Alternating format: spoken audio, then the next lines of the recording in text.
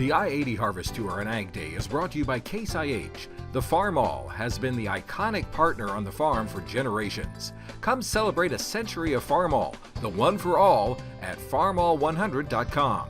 And by AGI. At AGI, we spend a lot of time focused on our product details, making sure you can store your grain how you need to and move it when you need to.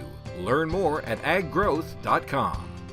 The harvest has been rapid in Minnesota this fall as well. So far, farmers have harvested 3/4 of the corn crop, which is 10 points ahead of average. They're also wrapping up beans at 94% harvested, 4 points faster than normal.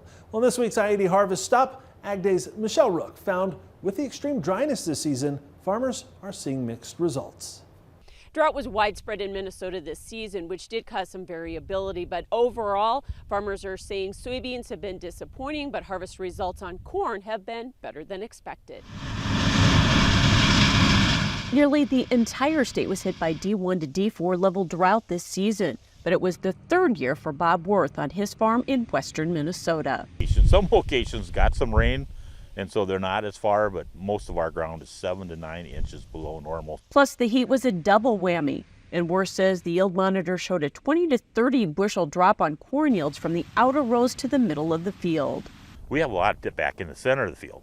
Nothing on the outside, but in the center we do have tip back. Despite that, Worth says the corn is standing well, disease pressure was low, and results have been surprising. Our corn yields are so far running from 160 to 190.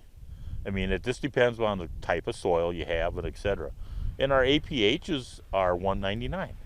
So I mean, we're not that far off of normal. When we get all done and average them all, I think we're going to be very, very happy with our corn yields. It just blows my mind.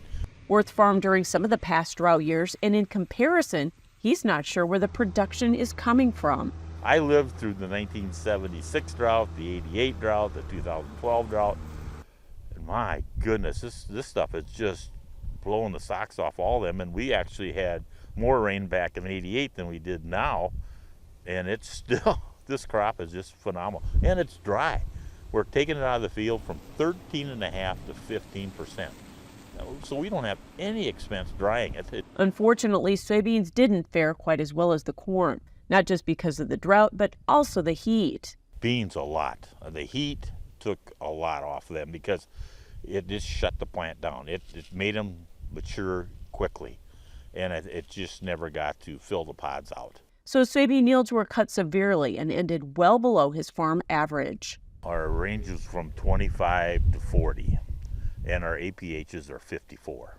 So they're down considerably from what we normally get. The soybeans were dry. I mean, they started out a little wet, and 2 days of sun and high temperatures and wind, they went to 9% real quick.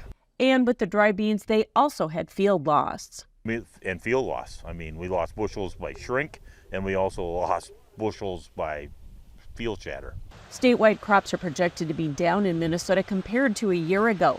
USDA is estimating corn yield at 179 bushels per acre, 16 bushels below last year. Statewide soybean yield is projected at 48 bushels, down 2 bushels. In Minnesota, I'm Michelle Rook reporting for Ag Day.